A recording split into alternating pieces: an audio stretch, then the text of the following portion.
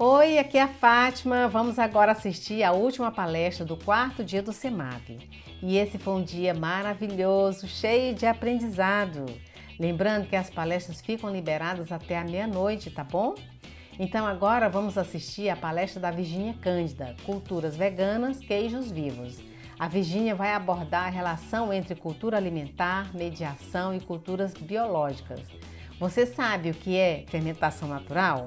O que isso tem a ver com cultura? E onde entra o queijo nessa história? Se você sempre ouviu falar esses termos, cada hora de um jeito, e nunca foi apresentado as diferentes categorias da fermentação, nessa aula a Virgínia vai apresentar um esquema muito simples e prático e um breve panorama dos processos de fermentação e da produção e cura vegana de queijos.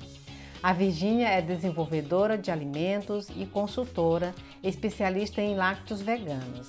É a fundadora da Viveg Culturas Veganas, empresa que já é referência nacional no ensino e produção vegana de queijos afinados.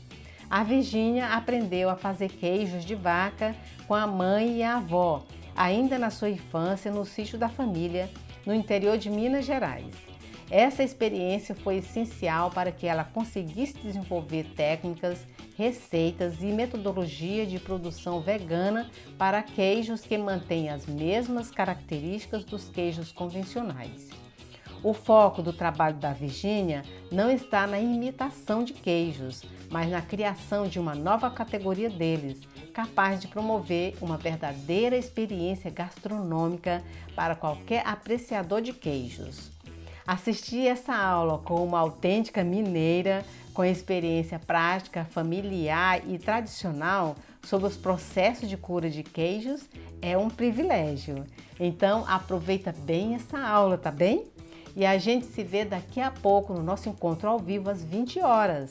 Lembre de deixar o seu comentário ou a sua dúvida lá no grupo oficial do CEMAV. Esse feedback é importante para a gente. Então é isso, depois dessa palestra, vamos nos preparar para o nosso encontro ao vivo às 20 horas com os palestrantes do dia, para você tirar todas as suas dúvidas diretamente com a gente. E amanhã temos mais 5 palestras para continuarmos com esse aprendizado maravilhoso, fantástico e transformador. Uma boa palestra para você, a gente se vê daqui a pouco. Beijos!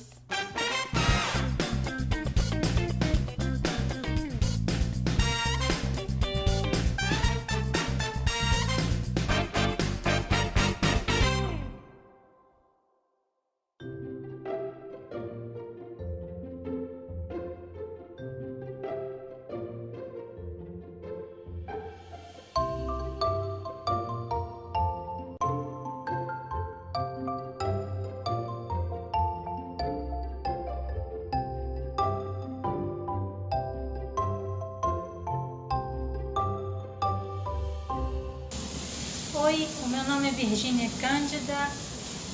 Quero, antes de começar a trazer aqui um pouco da minha experiência, agradecer o convite da Fátima Alves pela oportunidade de estar aqui, poder compartilhar com essa audiência tão importante que é a do CEMAV, né, a Semana da Alimentação Viva.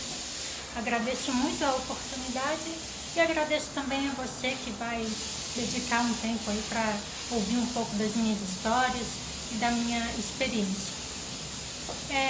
Eu vou, durante esse tempo, me apresentar, falar um pouquinho dessa minha experiência, como as minhas escolhas alimentares puderam influenciar a minha vida, as relações com pessoas e transformar mesmo uma cultura alimentar, né? E como que eu acredito que eu posso contribuir com as pessoas trazendo essa minha experiência ou levando essa experiência para as pessoas. Acho importante dizer assim, um pouquinho da minha formação. Eu sou formada em artes, fiz a graduação, mestrado em arte contemporânea. E parece que isso não tem nada a ver com o que eu vou tratar aqui, mas para mim está diretamente relacionado, uma vez que a arte foi para mim um instrumento que me abriu uma brechinha assim, para poder enxergar o mundo assim do lado de fora e descobrir todo um universo mesmo, né? trabalhar com arte me deu autonomia e liberdade de escolher trabalhar com diversos assuntos e temas, né? E eu trabalho na área da cultura já há muitos anos, quase 20 anos, como educadora em museus. Trabalhar com arte ter como matéria-prima a cultura, né? Não essa cultura entendida como uma erudição, né? Mas a cultura mesmo, que é esse modo de ser, de estar no mundo, né? E foi pensando nisso que eu comecei a refletir um pouco sobre essa minha cultura, né? Cultura familiar, onde se insere toda uma cultura local, né? E que é capaz de transformar ou de criar aí uma cultura alimentar, né? Como que essa cultura alimentar ela se forma, né, na nossa vida, né, se constrói. É importante também falar, né, buscar um pouquinho da origem das coisas. Eu venho de uma cidade muito pequenininha, chamada Jeceaba, que tem aí mais ou menos uns 2.000 habitantes só. E foi um momento muito especial da minha vida que eu acredito que influenciou, né, posteriormente as minhas escolhas já enquanto adulta, né? Aí eu tive a oportunidade de participar, né, de me sentir pertencente ali àquele grupo familiar, àquela cultura. E para nós mineiros isso é muito significativo, né, muito importante. As relações afetivas elas se dão, na grande maioria das vezes, em torno da mesa, do fogão, né, na cozinha. E isso é muito forte, muito marcante, né? Eu aprendi a fazer queijos quando eu ainda era criança, né, vendo a minha mãe fazendo, a minha avó também, até chegar o momento em que eu pude participar ali também desse processo de feitura do queijo. Eu estou dizendo isso porque o queijo é realmente uma paixão, assim, né? Eu acho que para a grande maioria das pessoas, e nós mineiros costumamos achar e pensar que a gente gosta mais de queijo do que o resto do mundo. A gente pensa até que foi a gente que inventou o queijo. E então a gente tem assim uma relação muito forte, né? E é claro que não é só com o alimento queijo, com a coisa queijo, mas tem a ver com a forma como a gente se relaciona mesmo com as pessoas e com a nossa tradição. Não é à toa que o queijo é um patrimônio cultural e material no Brasil, é o queijo Minas, né?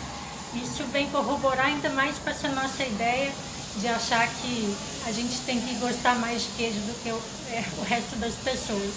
Mas, de certa forma, o queijo, né, ele está presente na alimentação de culturas diversas, né, no mundo inteiro. É um alimento muito antigo, já muito tradicional, né, e que realmente significa para as pessoas uma dificuldade de dar um passo adiante nas escolhas alimentares.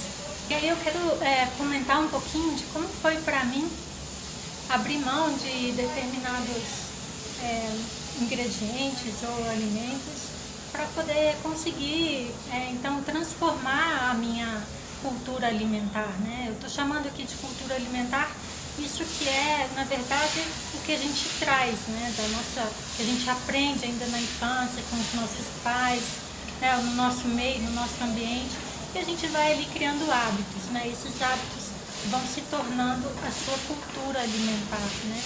E ela não é só o hábito, ela é o hábito com toda a memória afetiva que o hábito pode trazer. Então é muito difícil abrir mão exatamente por isso, porque mudar hábitos já é difícil, mas abrir mão de uma cultura também é difícil, né? Eu me lembro quando eu era adolescente, eu decidi parar de comer carne, eu ainda morava lá no interior. Isso foi uma escolha que preocupou todo mundo, né? Todos da minha família, não exatamente pela falta, né, da carne na alimentação, mas muito mais pelo afastamento que isso poderia significar nos encontros familiares, né? Então a minha mãe, por exemplo, tinha muito mais receio de que isso fosse me excluir das rodas, né, dos momentos ali de festa, dos momentos em que a gente está junto, Isso eu preocupava muito mais do que de fato a questão nutricional, né, da falta da carne.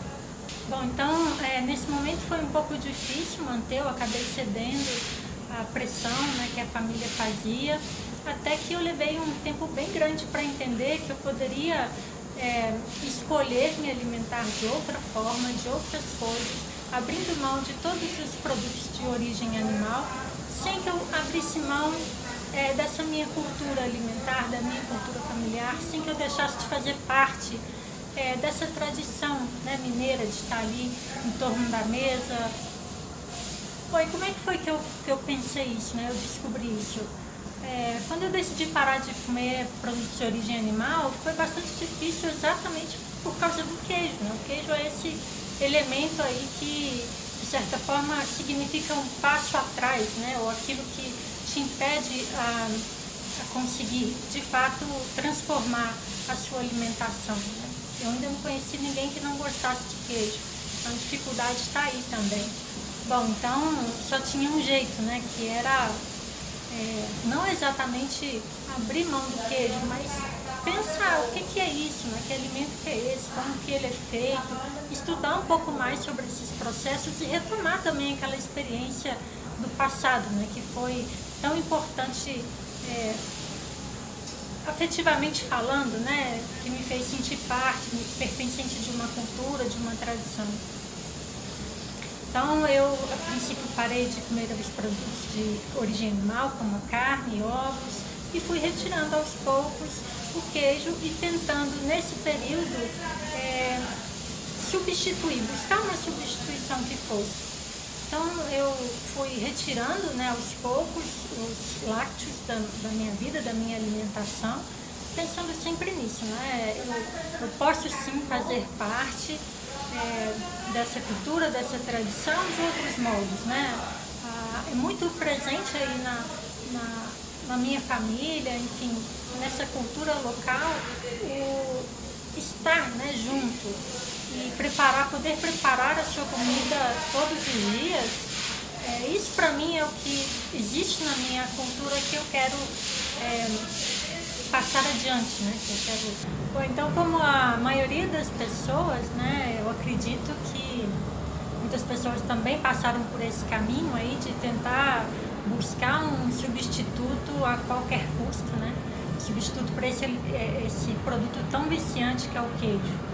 Então, já testei várias, né, todas as receitas que chegaram até mim, né, que eu tive acesso, essas receitas de internet, como a grande maioria, eu tenho certeza que, como a grande maioria, eu me frustrei também ao fazer essas receitas, né? Elas não chegavam exatamente a um produto que eu pudesse chamar de queijo, né? Embora me rendeu aí produtos gostosos, saborosos, né? Saudáveis. Então, em um certo sentido, vale a pena toda essa experimentação, né? Vale a pena passar por isso, encontrar essas receitas, descobrir alimentos novos. Tudo isso é muito importante também. Bom, então depois de ter buscado aí tantas receitas na internet, eu acabei resolvendo ir me lembrando, né, remontando a minha infância no interior, porque eu já sabia fazer queijo, né? Ou seja, aquilo que eu precisava já estava dentro de mim e eu estava buscando fora. Então, comecei a fazer esses testes e quando eu senti realmente confiança e segurança de que aquilo que eu estava fazendo era o queijo, né? Um queijo igual que eu fazia quando eu era pequena lá na minha cidade. E aí eu decidi, junto com o meu companheiro, fundar a Viveg, né? A Viveg hoje é uma marca que trabalha em 3 frentes, sendo uma delas a produção de alimentos como queijos, manteigas e iogurtes, e uma outra que é trazer para o mercado brasileiro algo que foi essencial no desenvolvimento dessas receitas autorais dos queijos, que eram as culturas, né? As culturas veganas para a produção de um queijo. Eu costumo dizer isso, né? Que o queijo que eu faço, a receita que eu desenvolvi, ela tem uma tecnologia vegana eu prefiro dizer que o modo de fazer é vegano, ao invés de dizer que o queijo é vegano, né? Porque, enfim, quando a gente diz isso, a gente já tem que lidar com certos preconceitos, né? Que as pessoas geralmente têm com esses alimentos. E uma outra atuação da Viveg tem a ver, está relacionado com os cursos e consultorias. Ao final dessa conversa, dessa palestra, eu vou ensinar uma receita, né, de um queijo bem simples que qualquer um pode fazer em casa, né? E que é também um queijo saboroso, né? Não é porque ele é simples que ele não é complexo aí nos seus aromas e sabores.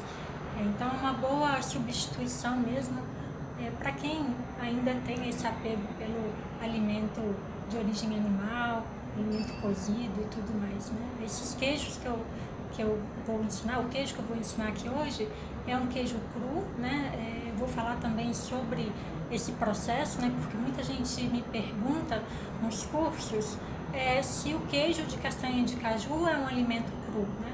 E a gente esquece de uma coisa que é óbvia, que é que as castanhas de caju, elas só passam por um processo anterior, né, de aquecimento, de cozimento, e se a gente fosse considerar isso, então nenhum alimento feito com a castanha de caju poderia ser considerado um alimento cru, né?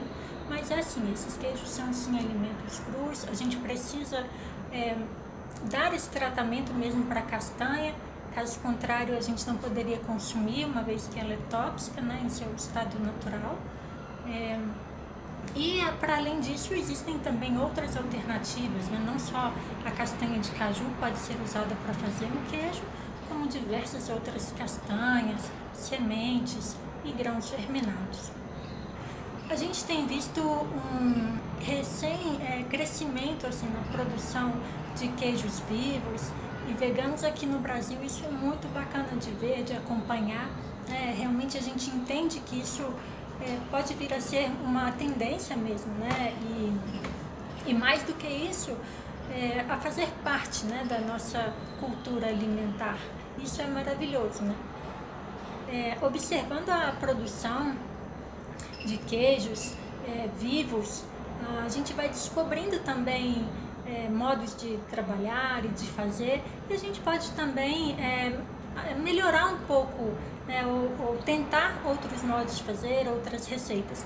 E é isso que eu queria trazer aqui hoje, né?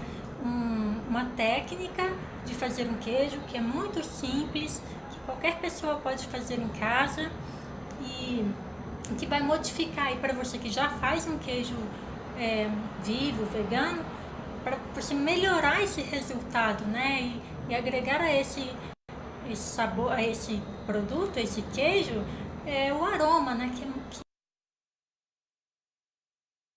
importante no queijo. E às vezes as receitas das quais a gente tem acesso, ela não é completa exatamente porque falta o aroma, que é tão importante, é fundamental no queijo. Eu gosto muito de trazer durante os cursos e as consultorias um conceito bem simples, bem básico sobre fermentação, porque eu percebo que existe muitas dúvidas em relação a isso. As pessoas entendem a fermentação muito como uma coisa muito misteriosa, né? E a gente ouve cada hora um termo diferente.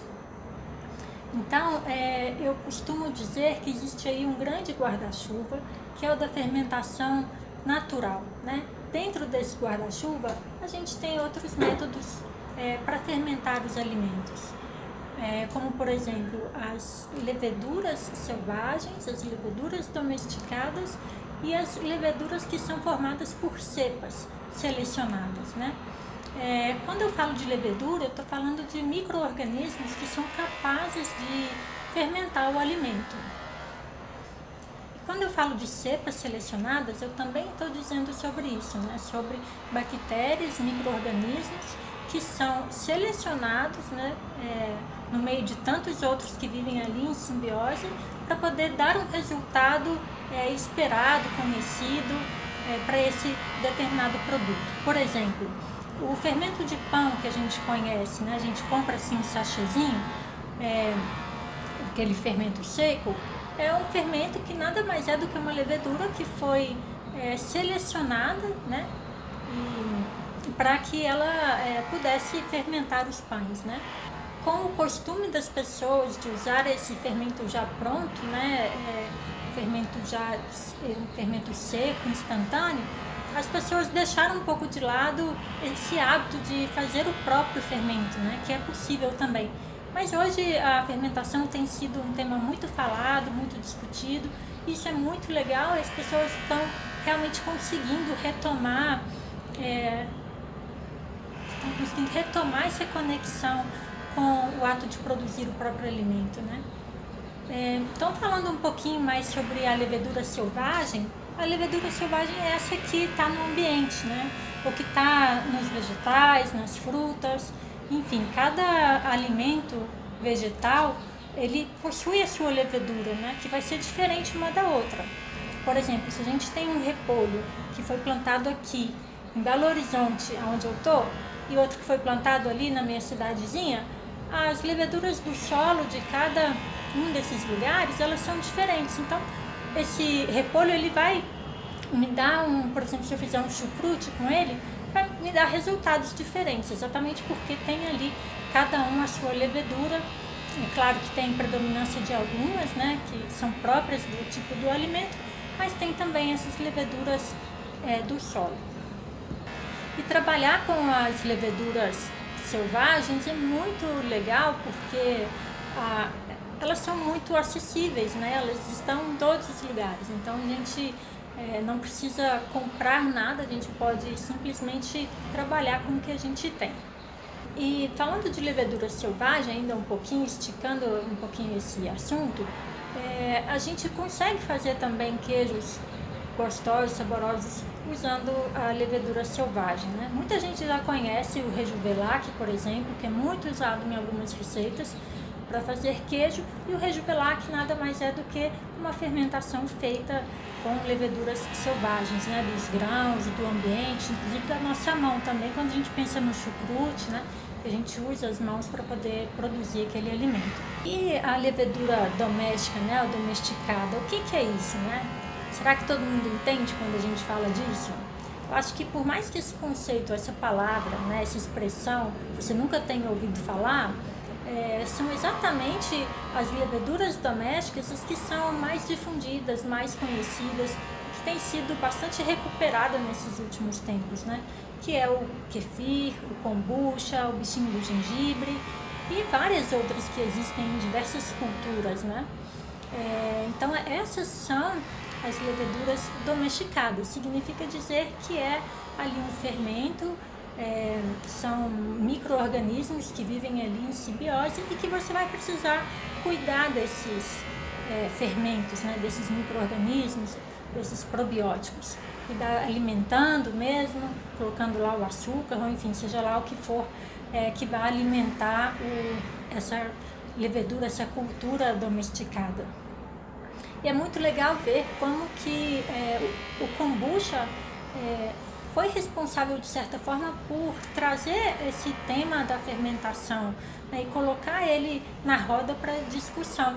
Isso é muito bacana porque, há, sei lá, 20 anos atrás, as pessoas tinham um pouco afastado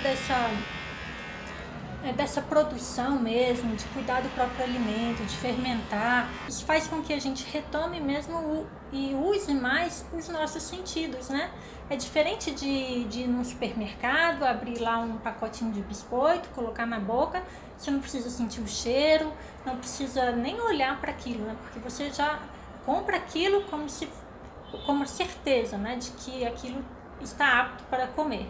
E você nem precisa usar os seus sentidos, cheirar, nem nada disso. E os fermentados nos obrigam a se conectar com ele e usar todos os nossos sentidos, né? O da visão, do tato, do paladar, o olfato, até da audição também, né? Porque a gente vê ali as borbulhas, por exemplo, de uma bebida fermentada surgirem e ao mesmo tempo a gente escuta também o barulho, né? Isso é muito legal. Bom, e trabalhar com as cepas selecionadas, pelo menos na produção de queijos, traz resultados que são realmente surpreendentes, né?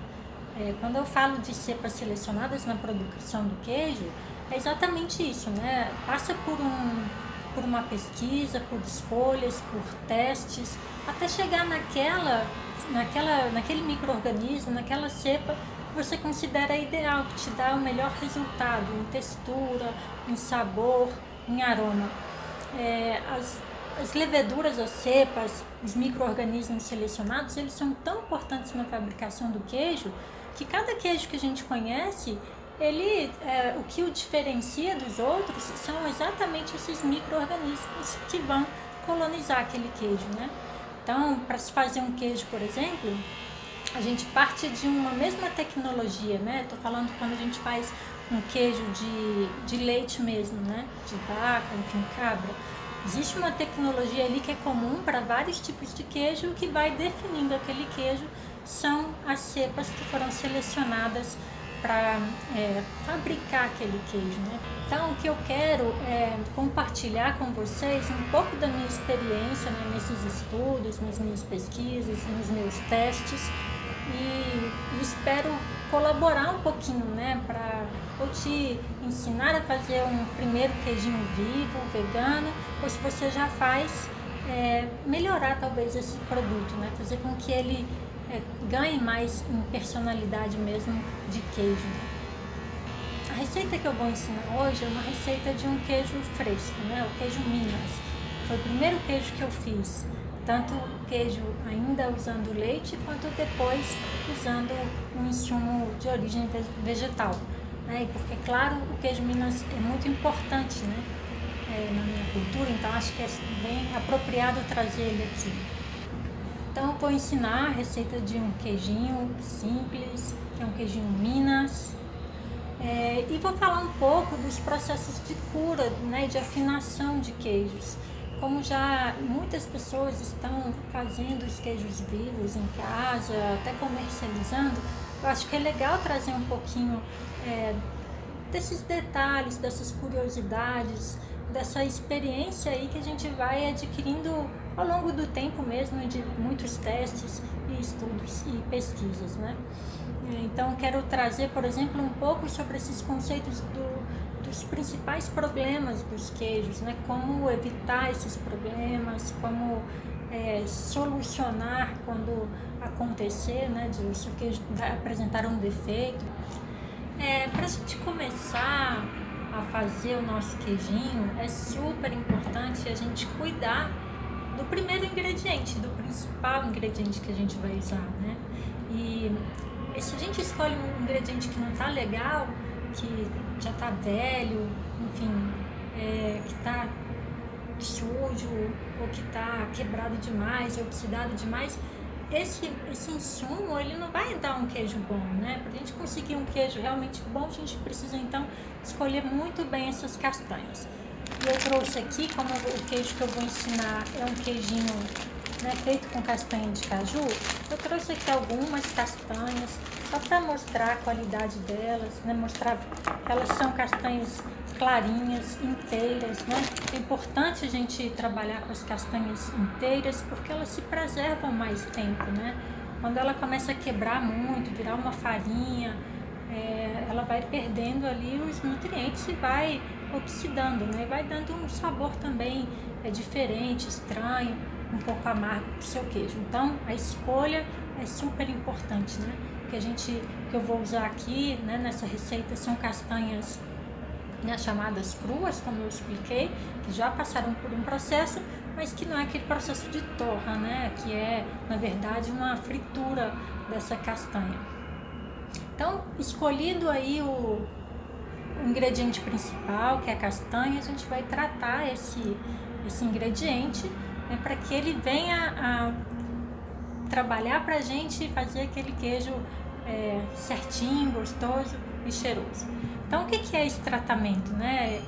Esse tratamento, na verdade, ele é opcional, ele pode ser feito de várias formas, que é nada mais do que lavar essas castanhas, né, limpá-las, por melhor que seja a qualidade delas, que a gente saiba a procedência, elas são produzidas de uma maneira, às vezes, como elas ficam armazenadas, elas são manipuladas mesmo com luvas e tudo mais, né, porque Caso contrário, queimaria a mão ali de quem trabalha, né, artesanalmente ali nessas castanhas, tirando a casca, né, a pele delas.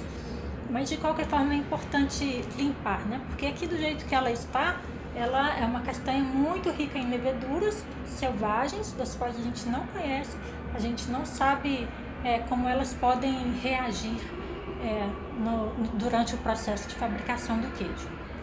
Então essa lavagem das castanhas, ela pode ser feita com várias águas, né? Como os mesmos processos que vocês já conhecem de germinação das sementes, né? Você pode, depois de lavar também, se quiser ou não, escaldar essas castanhas, né? Que é jogar uma água fervente nelas, mas isso é opcional, não é estritamente necessário, você pode substituir essa técnica por outras também, mas eu gosto sempre de lembrar que é um choque térmico ali bem rapidinho que a gente dá na castanha e que não faz com que ela deixe de ser um alimento vivo, né? É mesmo mais uma precaução, porque o queijo é um alimento, se não é um queijo fresco, né, mas se é um queijo que a gente vai curar, fazer a afinação dele, é um alimento que fica mais tempo exposto ao ambiente, né? E aí por isso ele está mais suscetível à contaminação. Então é importante a gente cuidar muito bem desde o princípio, né, da fabricação desse queijo, da escolha do método que eu vou usar para limpar essas castanhas, para deixar elas um pouco mais neutralizadas em relação aos micro-organismos que elas trazem, né? A gente não vai, obviamente, conseguir retirar todos os micro-organismos que existem aqui, também nem é a intenção, mas é realmente abrir um pouco o caminho para que outras bactérias, que são essas selecionadas, possam crescer ali e fazer com que essa castanha, esse leite de castanha, ele venha a se formar e se transformar num queijo. Então, outras técnicas de limpeza, de lavagem da castanha, pode ser também de molho um pouquinho na água com vinagre, né? Desde que esse vinagre ele seja inativo, porque senão ele vai começar também a fermentar ali as castanhas. Enfim, existem aí vários processos para limpeza dessas castanhas. Eu acho que a lavagem é o mais aconselhável, é prático, todo mundo sabe como que faz. Então, eu quero mostrar dois métodos aqui de fazer o queijo, né? Um método que é mais acessível, porque a gente trabalha com as leveduras selvagens, e outro método que vai dar pra gente as características sensoriais e organolépticas do queijo mesmo. Então, a primeira delas é fermentar essas castanhas. Uma vez que a gente já lavou com uma água boa, filtrada, a gente vai fermentá-las, né? E aí, o que vai fermentar essa castanha? São os micro-organismos do nosso ambiente, né? De onde a gente está. Então, se a gente está num ambiente rico em boas leveduras, ela vai fermentar suas castanhas e o resultado dessa fermentação vai ser muito bonito e cheiroso. Algumas pessoas falam assim, não, mas aquilo é uma gosma, é feio. Você pode assustar a princípio, mas não se assuste, né? Quando essa castanha ela começar a fermentar, aquela água, né, onde ela estará mergulhada, ela vai começar a ganhar uma viscosidade, né? E essa viscosidade, que chamam aí de gosma, de baba, nada mais é do que o produto da fermentação das bactérias, das leveduras selvagens. Se a gente escolher esse processo de trabalhar com as leveduras selvagens, a gente pode deixar as castanhas fermentando em temperatura ambiente mesmo, depois eu vou mostrar para vocês. Deixar ela fermentando em temperatura ambiente 24 horas, depois ela pode seguir nesse processo mais desacelerado na geladeira, né? Por exemplo, aí ela continua ali os processos, mas vai desacelerando um pouco e vai controlando um pouco a acidez. Uma outra diferença também de trabalhar com as leveduras selvagens, ou até mesmo as domesticadas, principalmente as domesticadas como o kombucha, por exemplo, é que elas transformam o alimento de uma forma muito rápida em se tratando da elevação da acidez, ou seja, ela tende a nos dar um produto muito mais ácido. Pelo menos aqui no Brasil nosso paladar não é muito acostumado para queijos de alta acidez. Então a gente vai deixar essas castanhas, né, fermentando na geladeira, porque ali esse processo ele vai acontecer, né, as castanhas vão fermentar, vai aumentar um pouco a acidez daquele meio, mas não tanto quanto, por exemplo, a gente usa uma levedura adocicada quanto o kombucha, né, o próprio kefir ou outra. O outro método que eu também vou mostrar aqui é um método, como eu já falei, das cepas selecionadas, né, que é o que vai dar pra gente o diferencial, né, o que vai diferir o nosso queijo das outras receitas, dos outros métodos que a gente já conhece. E aí eu vou mostrar aqui para vocês uma das cepas que eu uso, né, que são essas cepas que, como eu disse anteriormente, eu trouxe para o mercado brasileiro, né, uma vez que eu não encontrei aqui, que eu tinha então chegado a essa conclusão de que era preciso trabalhar com as cepas adequadas, né, para cada tipo de queijo, para que eu tivesse realmente um queijo com o resultado que eu queria. Então, depois eu vou mostrar como que a gente vai usar. Mas se você também quiser fazer, né, com as leveduras selvagens, é possível também. Eu gosto de falar disso porque, enfim, a receita precisa ser acessível para todo mundo, né? E às vezes a pessoa está em outro lugar, ela não encontra lá essa cepa selecionada, vegana, né? Então, ela vai usar o que ela tem na mão. Bom, tendo dito, né, feito essa introdução aqui sobre a matéria que a gente vai usar para fazer o nosso queijo, eu quero mostrar, convidar vocês a vir comigo para a gente colocar a mão na massa e começar a produzir esse queijo. Vamos lá? Bom, então a gente está aqui com algumas das coisinhas que a gente vai precisar para fazer esse queijo. E eu quero mostrar para vocês aqui, ó, as castanhas de caju, né, que fermentaram nessa água boa, estavam aqui cobertas com um paninho molhado, um murim. E eu quero mostrar para vocês essa coisa maravilhosa que é essa viscosidade que aparece na castanha de caju, e que a primeira vez que eu vi isso, eu achei super estranho, fiquei com nojo, peguei para jogar fora e tudo mais. Mas o dia que eu decidi cheirar aquilo para ver o que era aquilo, que cheiro tinha, foi uma descoberta. Porque o cheiro é muito bom e já tem um cheiro bem lático, né? Lembra muito o queijo. Então vou mostrar aqui, ó, essa viscosidade, essa gosminha, o que ela é. Ela fica realmente tipo uma geleia, né? Um gel, ó. Um gelzinho aqui. Significa que fermentou. Se o cheiro tá bom, se o cheiro parece um cheiro mais ácido e lático, significa que está tudo certo. Então o que a gente vai fazer agora, eu vou mostrar dois modos de preparar, né? Um que a gente vai trabalhar com as leveduras selvagens e um outro que a gente vai usar as cepas selecionadas. As diferenças são bem pouquinhas, né? São muito poucas, então eu vou fazer uma receita só e vou explicando a hora que eu estiver usando as leveduras selvagens e depois como que eu faço para usar as cepas selecionadas. Então aqui, ó, nesse ponto, a gente precisa retirar essa água que está aqui, porque a gente não vai usar esse tanto de água, né? A gente não vai fazer o leite, a gente vai pular a etapa da coalhada, né? Que é feita a partir do leite. Esse queijo aqui é um queijo muito simples, muito fácil. Então, para facilitar mesmo esse processo, eu pulei a etapa da coalhada, tá? Que é um método muito legal para fazer queijo vegano também. Quem sabe numa outra ocasião, outra oportunidade, eu ensino a fazer a coalhada do leite vegetal. Então eu preciso retirar essa água e tem um detalhe bem importante, gente. Como essa água, ela está muito rica em nutrientes, né, em bactérias, em micro-organismos, nessas leveduras, a gente não pode descartar isso de qualquer forma, de qualquer jeito, né?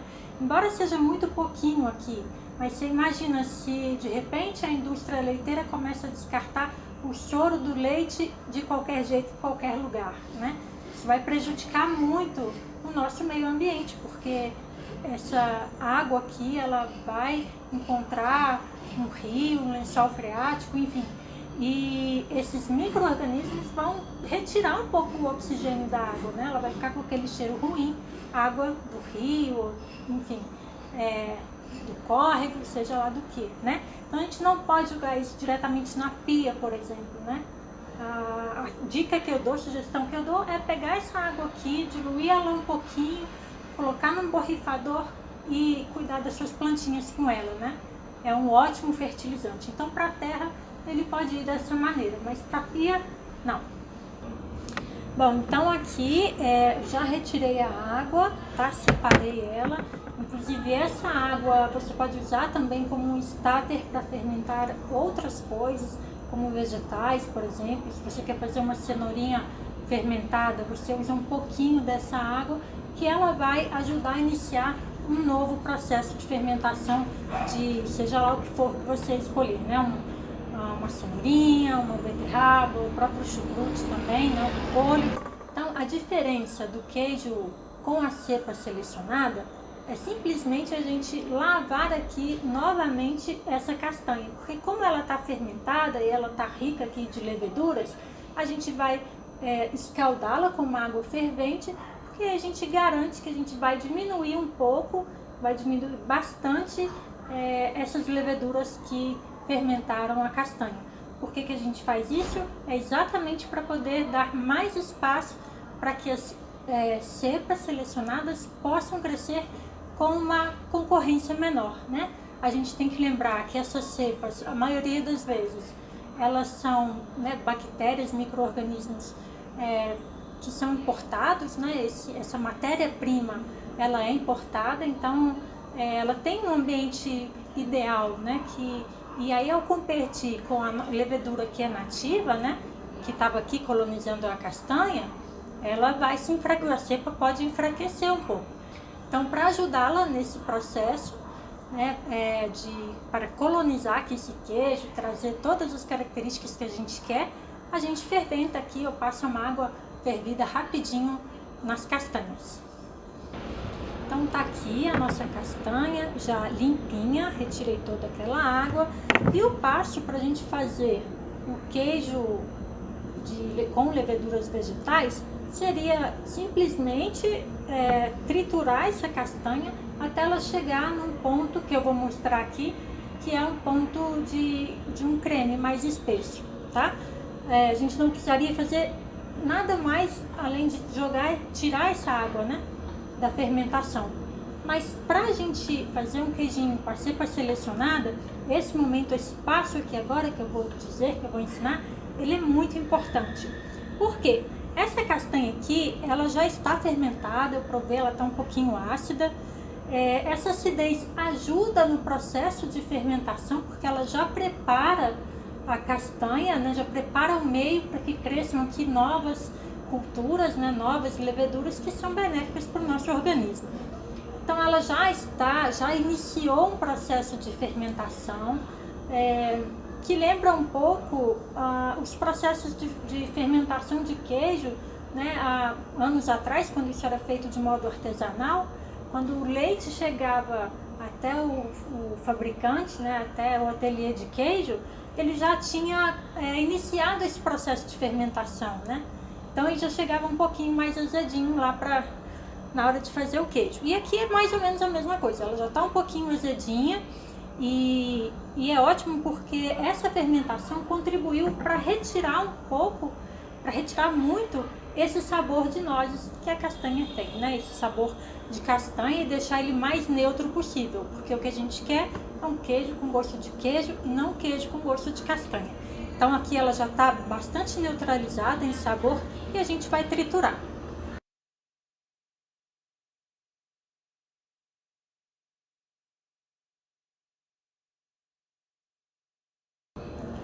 Aqui eu estou usando um mixer, você pode usar um liquidificador, um processador, tá? Com o mixer é bem rapidinho, mas enfim, os outros equipamentos também funcionam. Um moinho de pedra, se você tiver.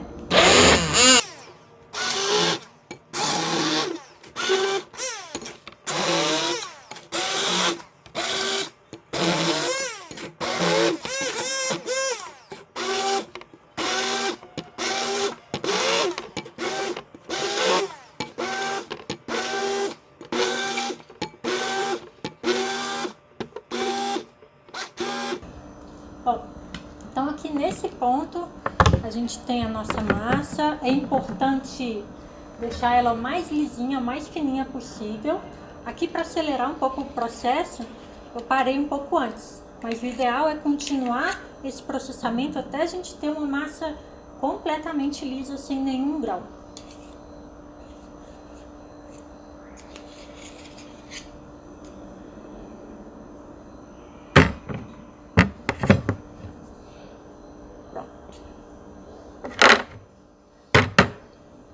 Então aqui, ó, minha massa tá super cheirosa, né? Já tô sentindo daqui o cheirinho de queijo que ela tem, que ela tá bastante fermentada e uma consistência bem pesada, tá vendo? A textura que não tá ideal, tem que ser mais lisa do que isso, mas a consistência tá certinha. É essa daqui, ó, o queijinho bem seco já. E aí, feito esse processo, nesse momento, a gente vai fazer o acréscimo das cepas selecionadas. Bom, então a gente chegou no momento de incluir aqui na nossa massa, né, as cepas selecionadas que a gente vai usar. A gente vai usar uma para queijo, né, queijo cremoso, que é mais para um queijo fresco, né? Existem outras seleções de bactérias para definir outros queijos. Mas para esse queijinho que a gente vai fazer, que é um queijo fresco, e depois a gente pode fazer a cura dele, a afinação desse queijo, não uma cura muito prolongada, tá? Mas esse probiótico aqui vai ser ideal para essa receita. Então aqui a gente esteriliza primeiro a nossa tesourinha. E o ideal é abrir só uma pontinha assim, ó, para a gente não precisar introduzir nada aqui dentro, né? Para evitar algum risco de contaminação.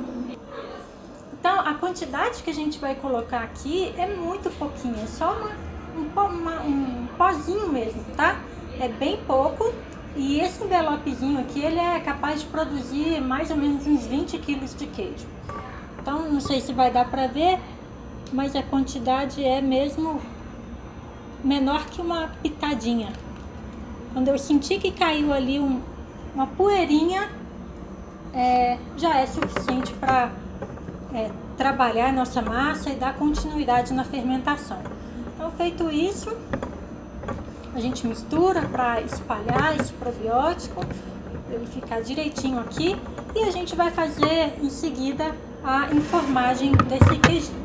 Para isso é bom ter uma forminha. Se você não tiver uma forminha específica para queijo, não tem problema, dá para improvisar com outras coisas, né? Algum potinho que você tiver em casa, alguma embalagem que você está reaproveitando, também dá para fazer.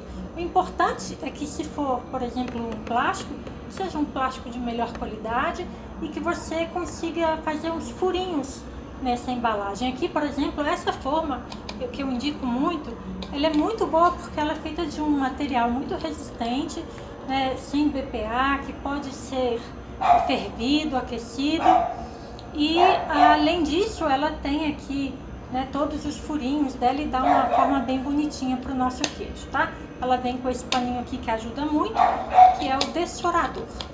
Então a gente vai enformar aqui nesse nosso potinho o nosso queijo. É importante, antes de enformar, né, essa forma que você for usar, né, esteja bem limpinha, que você tenha fervido ela antes, ou feito aí o processo de limpeza que você tem escolhido, né, de higienização. E é importante que o dessorador esteja úmido também, tá? Para a massa não grudar aqui.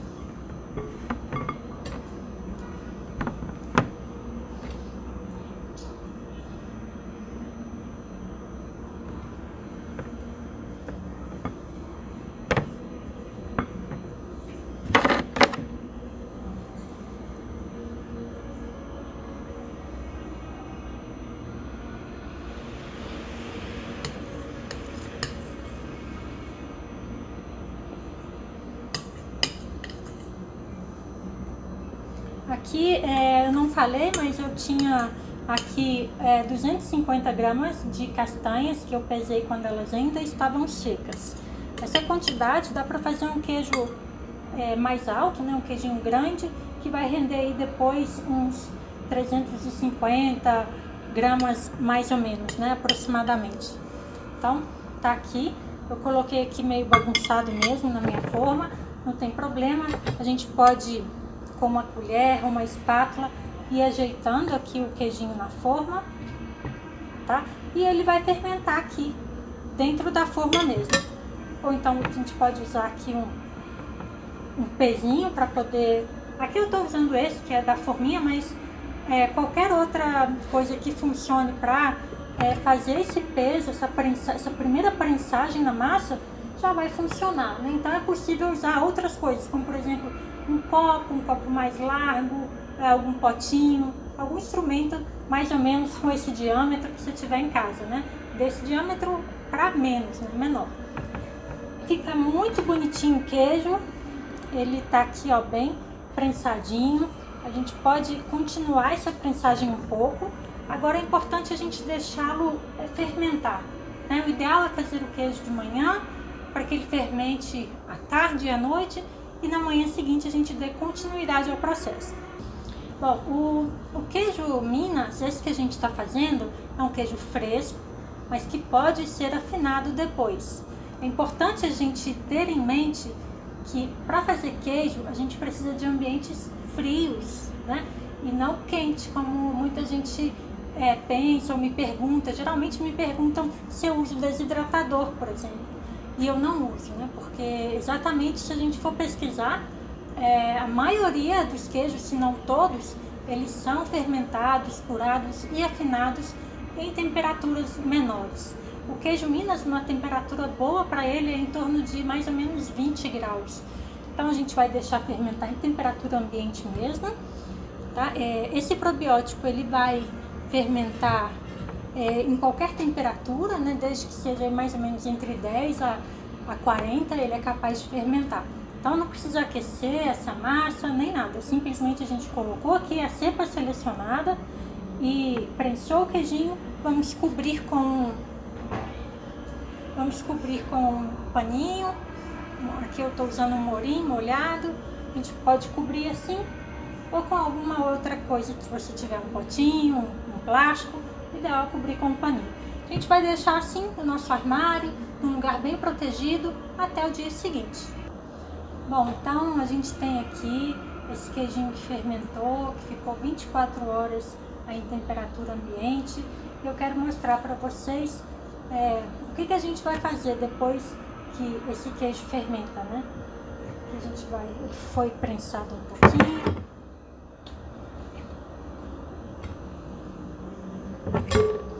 Então aqui é legal a gente ter alguma coisa que tenha um escape, né? Porque esse queijo ele vai continuar dessorando, eliminar um pouco da sua água.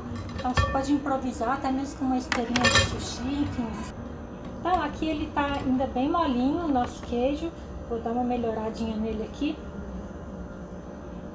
antes de desenformar.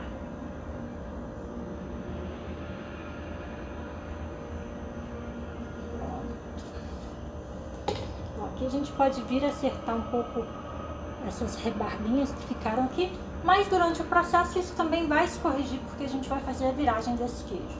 Então tá aqui esse queijo, a gente poderia comê-lo depois de um dia de fermentação.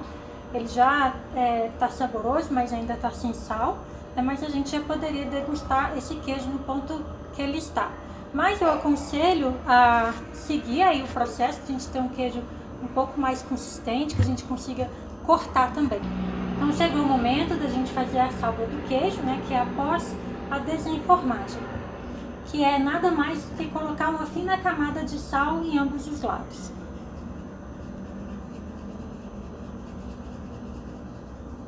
É importante a gente colocar o sal nesse momento, dessa forma, porque o sal vai ajudar ao longo desse processo curto de maturação, mas ainda assim ele ajuda a fazer com que essa umidade que está presente na massa do queijo, ela venha à superfície.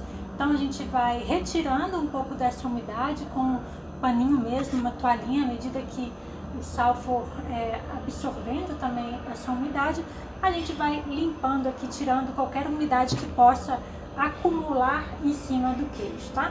A gente tem que tomar esse cuidado para não deixar acumular soro ou água aí na superfície.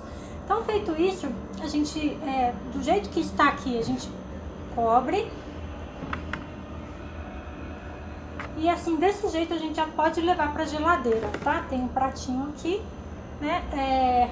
Por que a gente está cobrindo? Porque se você não tem uma geladeira só para produção de queijo, que eu acho que é o caso, né, da maioria, se a gente quer fazer um queijinho em casa, a gente tem lá a nossa geladeira que a gente vai dividir com outras coisas, outros fermentados, né? Outros alimentos. Então, por isso é importante a gente manter fechado para evitar algum tipo de contaminação que poderia ocorrer aqui em função aí dos micro-organismos, das bactérias que possam vir de outros fermentados que você tenha ou até mesmo do ambiente.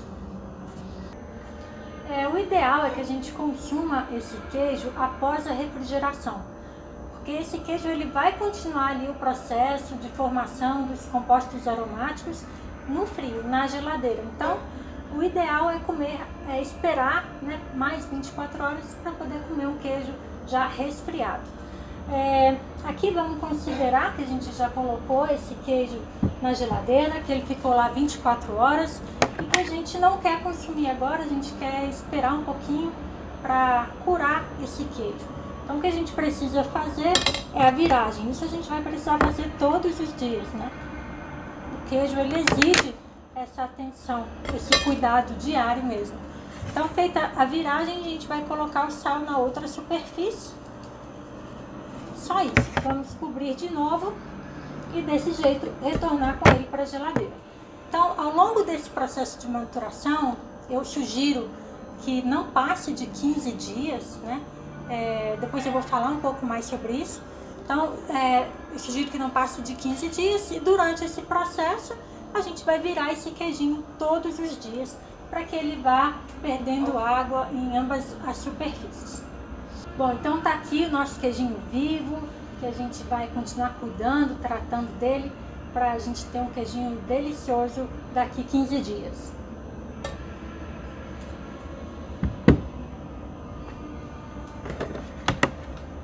Essa é a consistência do queijinho.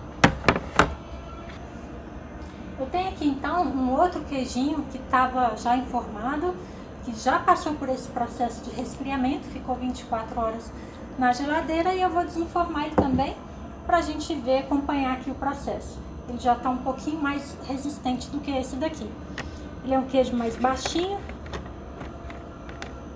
Essa forminha ela é muito prática para fazer a desenformagem.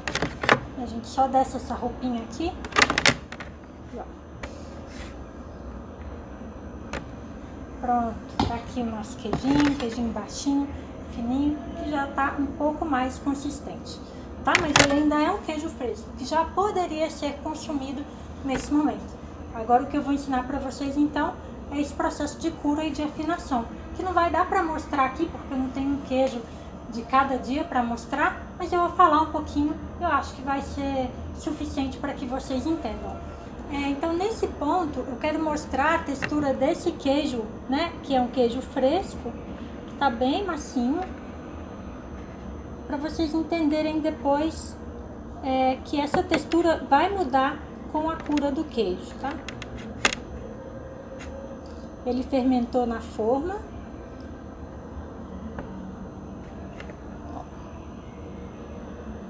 É um queijinho que tá bastante cremoso ainda, que poderia perder mais água. E esse daqui que tá ainda mais cremoso. Mas mesmo assim eu vou partir para vocês terem uma ideia do que é. Então é mais ou menos isso. Aqui ele ainda é um pundinzinho, né? Não é exatamente o queijo curadinho como a gente quer. Tem um ali, depois eu vou mostrar ele já pronto. Agora eu queria voltar para eu falar um pouquinho mais sobre esses processos de cura e afinação do queijo, explicando um pouco o que vai ser preciso fazer ao longo do tempo para a gente ter um queijinho perfeito. Bom, eu vou agora contar um pouquinho para vocês de alguns processos importantes para que a gente tenha um resultado com uma textura mais apropriada, um sabor e aroma mais característico de queijo, né? E além dessas dicas, também eu quero trazer um pouco sobre como evitar alguns tipos de defeitos que são mais comuns nos queijos, né? Então a primeira coisa é a gente ter sempre esse cuidado, né, de fazer a viragem do queijo, de manter ele numa embalagem, digamos assim, como aquela que vocês viram, que tinha um vidro ali, né, um bowl de vidro bem grande, exatamente porque precisa correr um pouco de ar naquele ambiente onde a gente colocou o nosso queijo.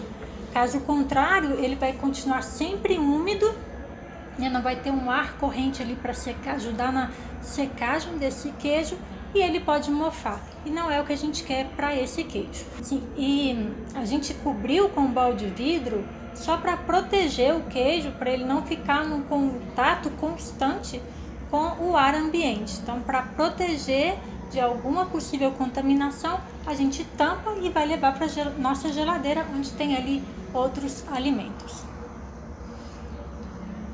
À medida que você tirar o seu queijo da geladeira todos os dias para fazer a viragem dele, é importante a gente secar tanto o fundo do prato como também alguma água que pode acumular nesse bowl que está ali servindo para tampar o nosso queijo. Eu falei um pouco antes sobre o uso do desidratador, que eu optei por não usar, exatamente porque um queijo que é curado, afinado no desidratador, a gente consegue perceber ali alguns defeitos ou características que fazem com que aquele queijo não fique com uma aparência tão legal, mas mais do que isso, a gente vai sentir nele uma secagem muito drástica, né, muito rápida na casca. Então a gente percebe que o queijo começa a rachar, ou ele fica muito duro do lado de fora. E um queijo mais firme, ele precisa estar todo ele firme, né, com a mesma textura, tanto no interior quanto a textura da casca. E falando de queijo Minas, o queijo Minas não é o queijo de casca, né? Então por isso eu optei por não fermentar ou deixar o queijo lá no desidratador, para manter o queijo sem casca e sem casca ressecada. Se ocorrer do queijo não perder muita umidade e começar a aparecer ali algumas manchinhas, algum mofo, a gente tem que ficar muito atento para saber que levedura que é aquela que está crescendo ali, se a gente pode consumir aquele queijo ou não, se é perigoso para a saúde.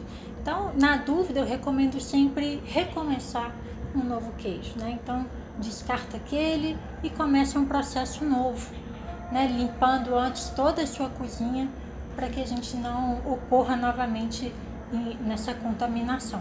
E uma das formas de evitar a contaminação é a gente, mesmo fazendo um queijinho em casa, a gente ter um cuidado redobrado nesse processo de manipulação dos alimentos, né? Como eu disse antes, o queijo, mesmo um queijo de 48 horas, ele vai ficar bastante tempo exposto, e essa exposição deixa ele mais vulnerável e correndo mais riscos de contaminação. Então, todo cuidado é essencial na hora de fazer o queijo. Alguns tipos de contaminação são mais frequentes e comuns, tanto no nosso queijo feito à base de vegetais, como também são comuns em grandes queijarias, né? Então, a gente, ao se aventurar aí na produção do queijo, a gente tem que ter em conta que alguns acidentes no percurso também podem acontecer, acontecem com todo mundo, não precisa se frustrar, né? É algo que acontece até mesmo nas grandes fábricas, que tem todo um controle de qualidade, que também está suscetível a passar por uma crise de contaminação, né? Não é nada muito assustador, é algo quase que corriqueiro aí nas grandes fábricas e ateliês de cura de queijo. Uma das contaminações mais comuns por um micro-organismo, né, que são as pseudomonas, que essas são bem fáceis de identificar. Ela vai se apresentar como uma camada colorida na superfície do queijo, de coloração rosada ou alaranjada, e que vai alterar todas as características organolépticas desse queijo. O cheiro dele vai se alterar, o sabor, a textura, ele começa a ficar mais pegajoso na superfície. Então, detectou uma contaminação de pseudomonas, a gente descarta esse queijo. Outra contaminação comum é de mofos, né? Então, às vezes pode aparecer ali alguma manchinha, que é um mofo, os mofos são mais difíceis às vezes de identificar, e como ele surge na superfície, né, ele precisa de ar para poder crescer, em muitas situações é possível retirar aquela camada do exterior e por dentro a gente vai ter um queijo certinho, perfeito. Alguns tipos de mofos que a gente consegue observar mais frequentes no queijo é um mofo assim bem minúsculozinho, bem pequenininho, mas se a gente olhar bem de perto ele parece um guarda-chuvinha. Ele tem um cabinho e a ponta dele parece um guarda-chuva fechado. Então apareceu esse mofo, que é um mofo muito comum, né, que vem do solo, a gente retira e pode consumir se você avaliar que o cheiro está legal, que não alterou as outras características do queijo. Um dado importante também, que às vezes a gente não leva em conta, é o lugar, o ambiente onde a gente vai preparar o nosso queijo, né? E como que está o clima naquele dia.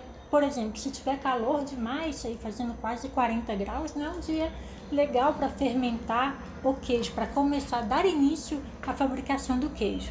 Como também não é legal a gente manipular o queijo em dias chuvosos, né? Porque quando a chuva cai, a gente sente aquele cheirinho lá maravilhoso, né? Que a gente fala, que cheirinho de chuva. Aquele, na verdade, é o cheirinho de leveduras, né? Quando a água cai na terra, ela levanta essas leveduras, elas vêm para o ar e elas gostam de ambiente ácido, né? O solo aqui no Brasil é bastante ácido, então quando elas saem do solo, vêm para o ar e encontram um queijinho que já é uma massa acidificada, ele vai fazer a festa ali. Então, choveu, é melhor não mexer no queijo naquele dia, a menos que a sua cozinha seja bastante fechada, que você tenha um ambiente mais controlado, aí tudo bem, não há problema nenhum em manipular o queijo nessa situação. Bom, falando um pouquinho do tempo de maturação desse queijo, né? A gente viu que é muito simples fazer esse queijo, não tem muito segredo, a gente só precisa mesmo ter esse cuidado de fazer as viragens, de manter o queijo mais sequinho, e o cuidado também com o tempo, né? O tempo que a gente vai deixar esse queijo afinando. 15 dias é ideal para esse queijo, né? Um tempo que ele vai perder bastante líquido, ele vai dessorar bastante, ele já vai dar consistência de corte, né? E não vai ser um queijo tão ácido, porque a gente reduziu, a gente vai fazer uma afinação de 15 dias.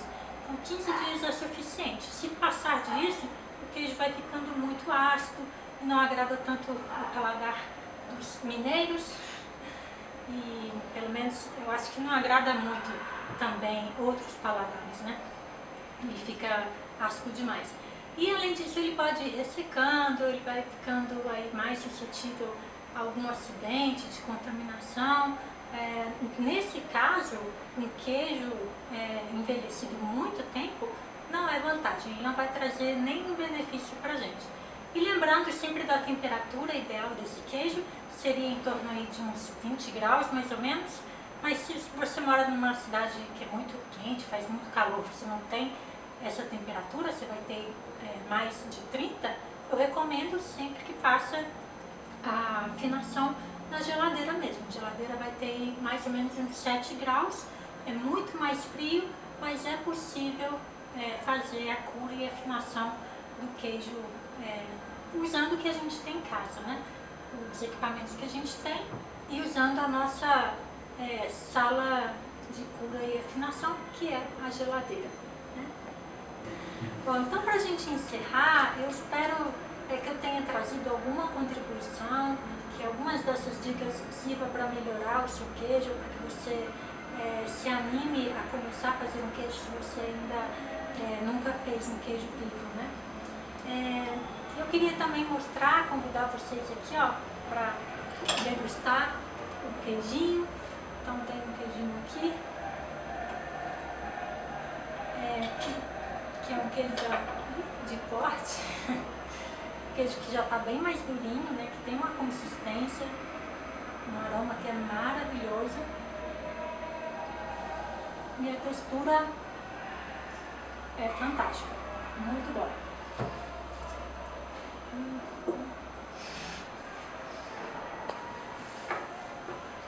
Então é isso. Eu espero que vocês aproveitem, degustem, façam queijo para toda a família e me mostrem depois o resultado desses queijos que eu quero acompanhar. Um grande beijo para todos vocês. Muito obrigada para quem chegou aqui até o final, teve paciência de ouvir e de estar de alguma forma presente comigo, né? Muito obrigada então, Fátima, muito obrigada a vocês que estão assistindo e que a Semana da Alimentação Viva seja uma semana maravilhosa e muito proveitosa para todos vocês. Muito obrigada e um beijo!